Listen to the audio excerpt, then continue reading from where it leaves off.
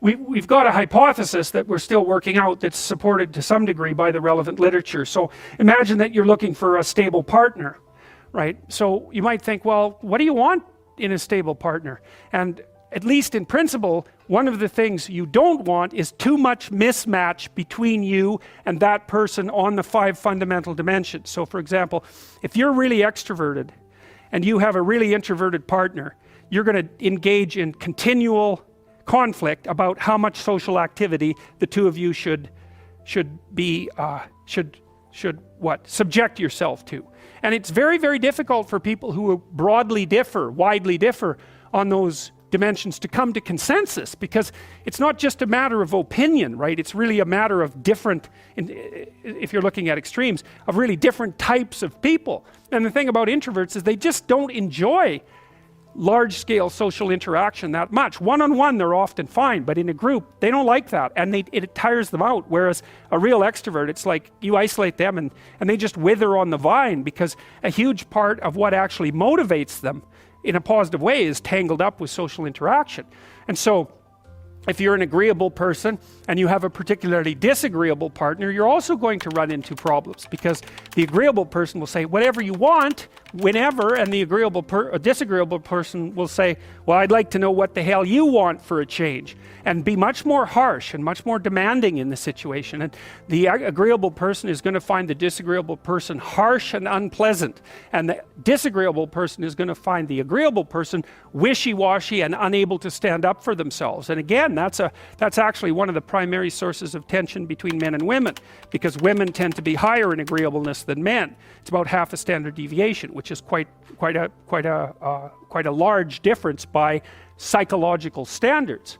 And so what that means, I probably haven't got the statistic quite right, but I think I've got it about right. What that means fundamentally, just so you have some sense of how large an effect that is that if you have a group of men and women and you pick out random pairs, the woman is going to be more agreeable than the man 60% of the time. So that's not an overwhelming proportion, but it's reliable, and it's quite large by psychological standards. So there's the problem with agreeableness. With conscientiousness, well, if you're conscientious, you're industrious and orderly. And orderly people seem to be sensitive to disgust, which is something we'll talk about in detail later. We've had a hard time specifying exactly what makes industrious people industrious, because it's hard to come up with an animal model for that sort of thing, and there's no theoretical model. But our latest idea is that, it's not my idea, it's actually the idea of my graduate student, Christine Brophy, is that industrious people find it unpleasant and unsettling to not be doing something.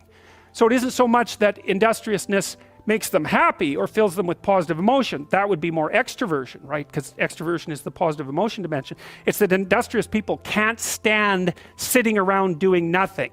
And this is speculation, but human beings are obviously always engaged in the exchange of labor, especially the reciprocal exchange of labor. And you can imagine that in a community where everyone knows everyone, the people who work hard are going to be pretty irritated on a fairly chronic basis with the people who are completely unproductive. And my suspicions are that plenty of people who were completely unproductive in the history of the evolution of our species were wiped out by people who were unhappy with their lack of productivity. And so I think, generally speaking, human beings have this sense of ethical obligation with regards to one another to share labor. And people who are conscientious really, really feel that. So they feel bad if they're not busily working on something that's productive all the time. And so the advantage to being with someone conscientious is, well, they're going to work like mad, but the disadvantage is they're going to work like mad. So, if you're looking for a partner that you want to relax with or have fun with, or who isn't uptight, then a conscientious person is probably not a very good choice. On the other hand, if you're a conscientious person and you're living with someone who's really unconscientious, that's good, because they might be able to help you relax, but you're not going to be happy with them because they don't work nearly as hard as you do. But even worse, on the orderly dimension, some of you have had roommates, and maybe you're more orderly than your roommate. What does it mean? It means you're annoyed by mess before they are.